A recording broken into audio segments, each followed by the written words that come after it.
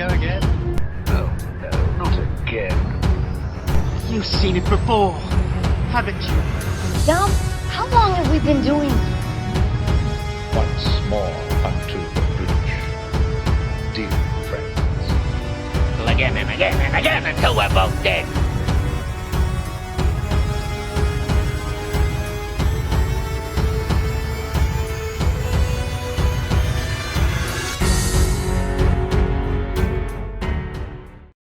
Hello, welcome to You've Seen It Before, Movie Reviews Connections in Mind.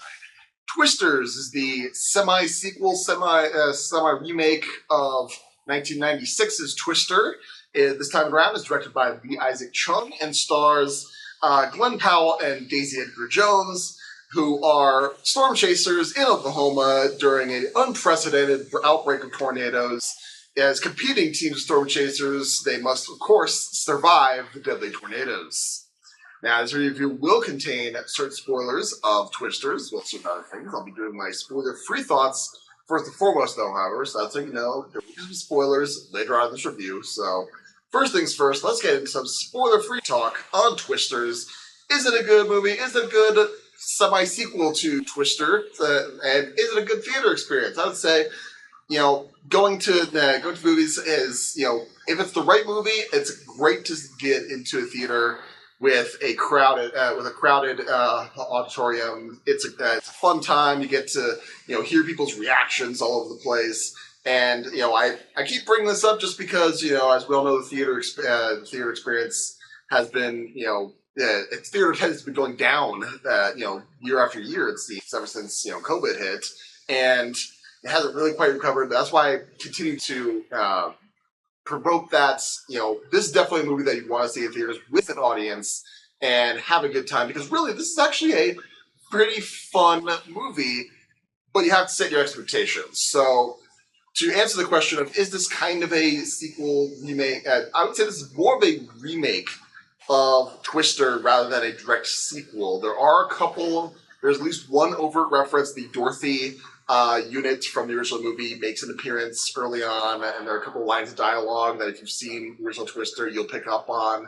But overall, it's more of a remake in the same universe, we'll say. And if you go into this thinking it's going to be the exact same kind of cheese and cheesy fest that the original Twister was, you're going to get some of that, but really this is, I'd say, maybe grown up isn't quite the right word, but this is a more mature version of the Twister concept, where we see the main thrust of this story is Daisy Edgar-Jones' character of Kate, who she is, if we're going to describe roles, she's kind of Bill Paxton character to this, or similar to this. She's very expert, hands-on kind of tornado chaser, but also a scientist at heart, and trying to understand tornadoes better in order to save lives. She's got family in the area, so there's an analogy to be made between her and that character. But there's also maybe the star getter, I'll say, is Glenn Powell as Tyler, who is the if Kate was the more analogous to Bill Paxton's character in Twister, from a scientific standpoint, Tyler is everything else of the crew in Twister rolled into one character. In his crew, he's this charming, smug, kind of asshole kind of character. At least they portrayed him that in the beginning.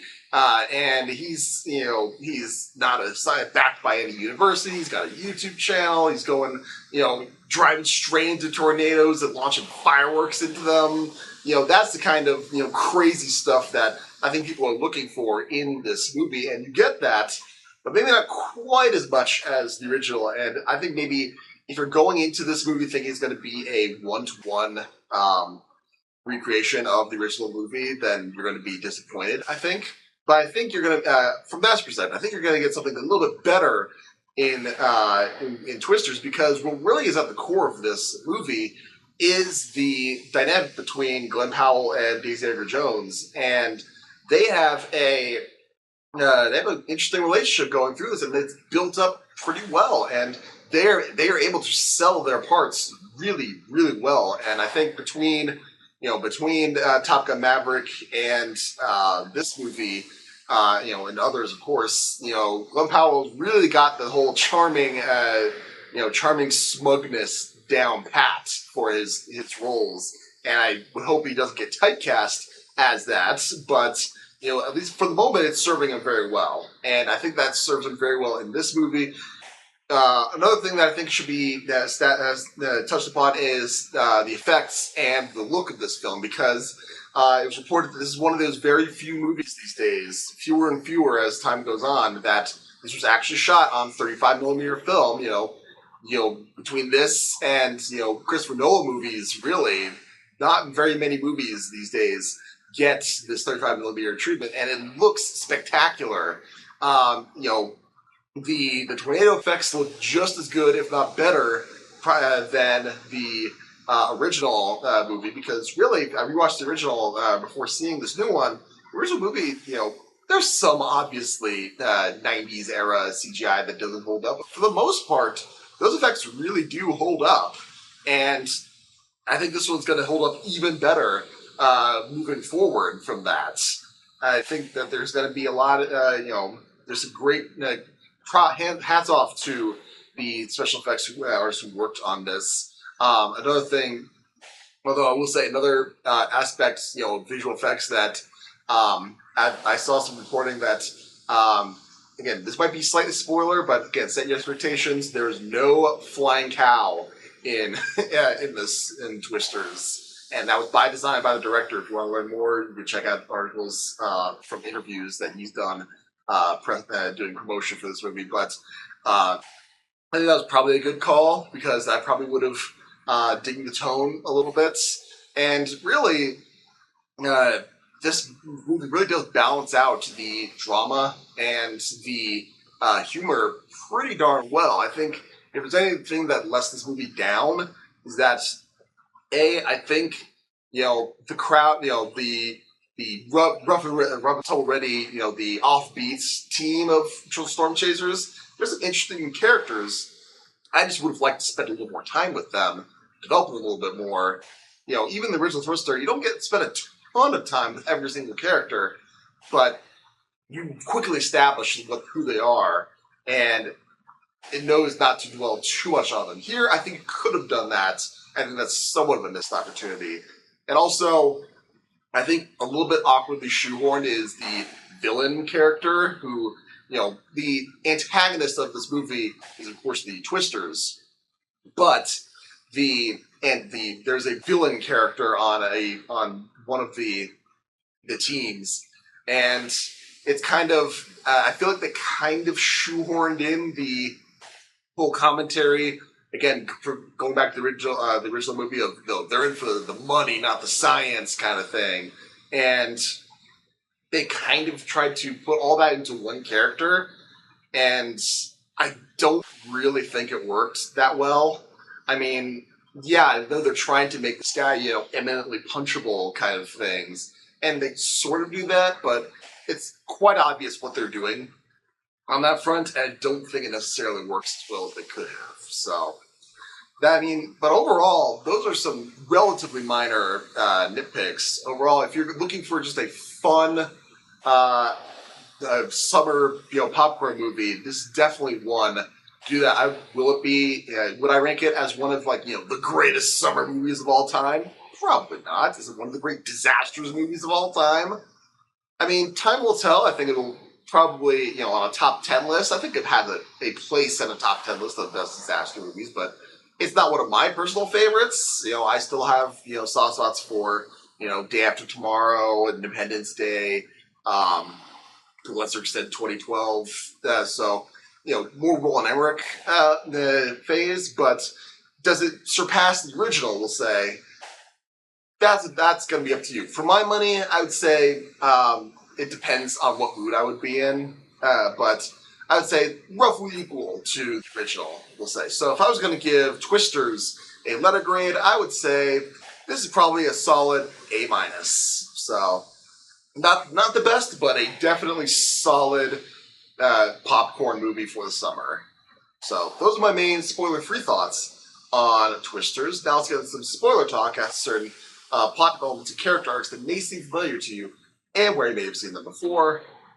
So, like I said, the main comparisons to be made with this movie are going to be, what do they repeat and what do they change from the original Twister? So you've got the whole raising the stakes kind of thing. You've got the character with a personal tragedy related to a tornado early on in a flashback, and then you cut to sometime later, and then they're still chasing storms, or they're reluctant to go back to the storm. They kind of brought it in. There's the rival team, of course. Like I said, they're in it for the science, not the money, or they're in it for the money, not the science. And I like the twist that they do there with the You think that the team, Glenn Powell's team, they're the smug asshole kind of things. They're gonna end up being the quote unquote villains of this movie, but then they do the kind of move around. It's like, no, her team has been on the villain side the whole time, and then she has to make that choice, and then her friend Pavete Ramos, he has to make that decision as well. That was an interesting twist. I kind of like that. There's the but I think the main point of comparison to be made with other movies is there's a certain trope that is used in this movie. I think it's used in other movies. I have a couple of examples. Here is the face your fear kind of protagonist, where you see them have a traumatic event, and then of course there's you see them have a traumatic. They tell that they have a traumatic event, and then they're forced into a situation where they have to face their fears. They have to go into that exact situation and do the heroic act sort of thing. And we see this a lot with the characters such as Maverick in Top Gun and Top Gun Maverick, really. You see it to a lesser extent with John Wick, he doesn't want to go back into that world, but he's essentially dragged back into it, and he has to retain his humanity that way. There's a character in the 2003 TV movie adaptation of Dinotopia, the father who almost drowns, and then in order to escape this cave system, he has to swim up in order to save his life. That's one. And then also there's a great example in Star Trek Deep Space Nine, the character of Garrick, who, after being captured and placed in a Dominion prison camp, he has to face his claustrophobia and trigger the stress signal in order for them to escape. So that's played for that way. And there's plenty of other examples as well, but those are just some that came to my mind. And like I said, just because you've seen it in other movies and TV shows doesn't make it bad. It's just that, if you put it into your script and you make enough changes, put it in a different situation to make it your own and improve upon it, that's using what you've seen before well. And I think Twisters is one of those examples of a script that uses these tropes well. So, I mean, there's other things that you can be said about. Those are my main spoiler-free points of conversation regarding Twisters. What did you think of Twister? Did you like it? Did you not like it? What about my analysis? Do you agree, disagree? Did I miss anything? Let me know in the comments down below. Thank you so much for watching. I appreciate whatever audience I can get. Be sure to look for my next movie review, which will be for the hotly anticipated Deadpool & Wolverine, which comes out July 26th. Also, we'll be on the lookout for that review. If you like this video or any other video on my channel, please give me a like, share, and especially subscribe. I would very much appreciate it. Again, thank you so much for watching. But just remember, there is nothing new under the sun. And yes, you have seen it before.